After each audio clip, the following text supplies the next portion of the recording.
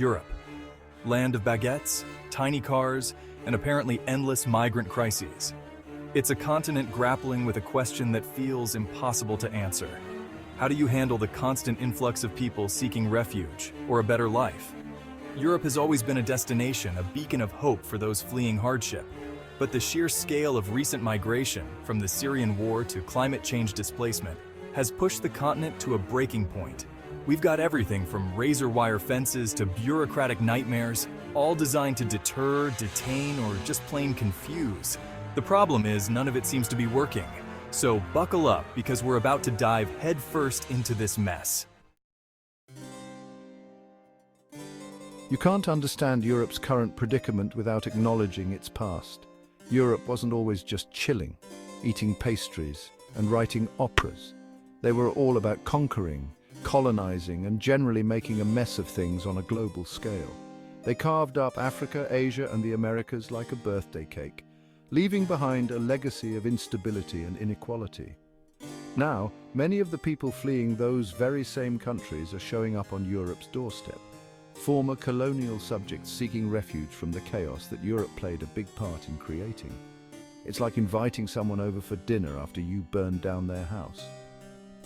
After World War II, Europe needed to rebuild, so they invited guest workers from their former colonies, promising them jobs and a chance at a better life.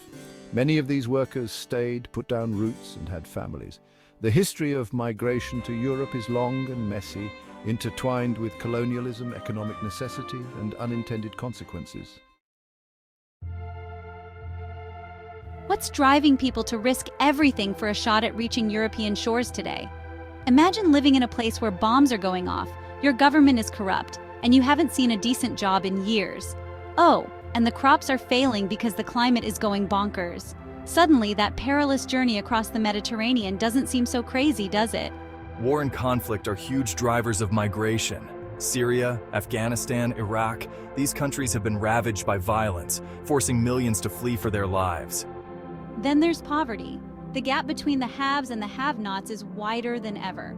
And let's not forget the elephant in the room: climate change.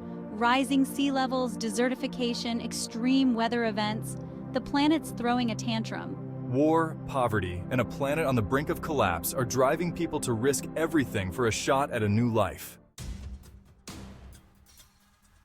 So, faced with this influx of people desperate for a better life, how has Europe responded?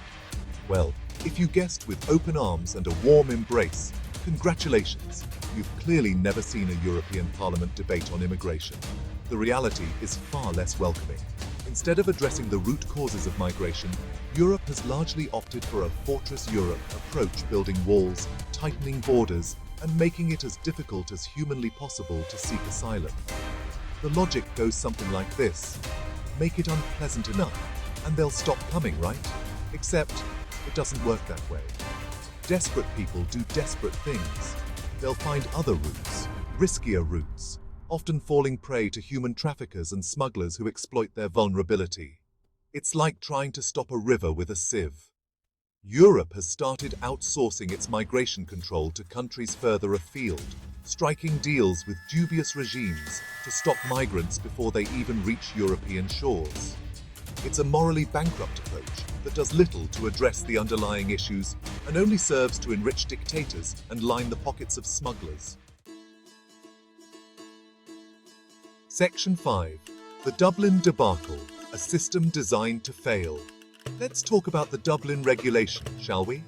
This delightful piece of legislation was supposed to create an orderly system for processing asylum claims in Europe. The idea was simple. The first European country a refugee enters becomes responsible for processing their asylum claim. Sounds reasonable, right? Except in practice, it's been a disaster. Imagine you're a refugee fleeing Afghanistan. You make it to Greece, only to find yourself stuck in an overcrowded camp with terrible conditions and little hope of your asylum claim being processed anytime soon. So, you do what any sane person would do. You pack your bags and head north, hoping for a warmer welcome in countries like Germany or Sweden. The Dublin regulation has been widely criticized for being unfair, inefficient, and downright inhumane. Section 6. outsourcing control, Europe's deals with dictators. Faced with an inability or unwillingness to handle the migrant crisis on their own, European countries have resorted to paying other countries to do their dirty work for them. Take Turkey, for example. In 2016, the EU struck a deal with Ankara, offering billions of euros in aid in exchange for Turkey stemming the flow of migrants into Europe. It's essentially a bribe, plain and simple. Turkey, led by the increasingly authoritarian Recep Tayyip Erdogan, has used its newfound leverage to crack down on dissent, silence critics, and consolidate his power. Then there's Libya, a country still reeling from years of civil war and instability. The EU has been providing support to the Libyan Coast Guard, which has been accused of horrific human rights abuses, including beating, robbing, and even killing migrants intercepted at sea. Section 7. A patchwork of policies, from open arms to iron fists. Europe is not exactly a monolith. 27 countries, each with its own history, culture, and approach to immigration. This results in a patchwork of policies, from welcoming to hostile. Germany, under Angela Merkel, briefly opened its doors to Syrian refugees. It was a bold move with lasting consequences. It fueled anti-immigrant sentiment and the rise of the far right. Viktor Orban of Hungary has made demonizing migrants central to his platform. His strategy has drawn condemnation from international organizations. Section 8. Integration, frustration, the struggle to build a cohesive society. Let's say you've managed to navigate the treacherous journey to Europe, survived the bureaucratic labyrinth of the asylum process, and been granted the right to stay. Congratulations, you've now got a whole new set of challenges to contend with: integration. Because here's the thing, arriving in a new country is just the first step. Building a new life, learning a new language, finding a job, integrating into a new culture, that's the real challenge.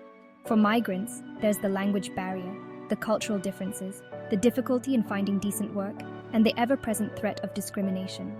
For host societies, there's the fear of the unknown, the anxieties about cultural change, the strain on social services, and the perception, often fueled by far-right rhetoric, that immigrants are taking jobs and resources away from native citizens. Section 9. The rise of the far right. Fear, anger, and the politics of blame. You can't talk about immigration in Europe without addressing the elephant in the room, the rise of the far right. These parties, with their toxic blend of nationalism, xenophobia, and anti-immigrant sentiment, have been exploiting anxieties about migration for political gain. They offer simple solutions to complex problems, preying on people's fears and insecurities, and blaming outsiders for everything from economic woes to the decline of traditional values. They paint a picture of a Europe under threat, overrun by hordes of foreigners who are coming to steal jobs, commit crimes, and destroy the very fabric of society. The far right's rise is a worrying trend, not just for Europe but for the world. Section 10. A Gordian knot, untangling the complexities of migration. Migration is a complex issue with no easy solutions. It's a Gordian knot of interwoven factors, and there's no Alexander the Great waiting in the wings to slice through it with a sword. But just because it's complicated doesn't mean we can ignore it. Migration is not going away. It's a defining issue of our time, and it's only going to become more pressing in the years to come.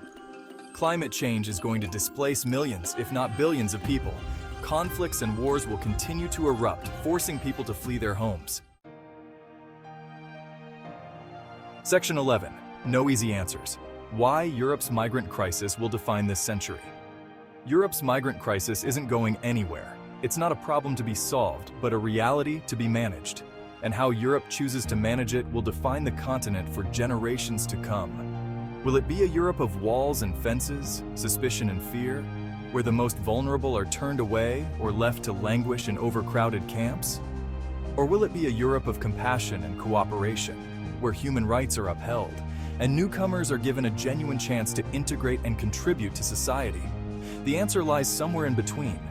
It will require a delicate balancing act. navigating between the need for security and the imperative of compassion. The choices Europe makes in the coming years will determine not only the fate of millions of migrants, but also the very soul of Europe itself. Hello guys, welcome to digitalpauses.com. This is my official website for all your online purchase and all your online shopping. So Digital Pause is a drop shipping website and affiliate marketing. I work with most of the big company, Amazon, eBay, AliExpress, and then you can get most of the product that you want online, books, wellness coach, learn and go, and also you can get things that is related to personal growth, cryptocurrency. These are things that you can buy directly from my website. So guys, I'm kindly asking you guys to give it a shot. Come to my website. You can get all the stuff that you want from all the big store, from all the big online store like Amazon, for example. You can just click on Amazon. It's going to take you directly to Amazon website, and then you can just log in into your personal account, and then you can do shopping. The same thing, you can also go to eBay if you like to purchase it on eBay. The only thing you have to do, you have to log in into your eBay account from my website. Everything is transparent. So guys, you don't have to be scared. The same thing, you can come to AliExpress. AliExpress is a Chinese online website that they have a reasonable product you can purchase from AliExpress. Just type the name of the product that you want on the search bar and you can get it. The same apply to Amazon, eBay, and other big store.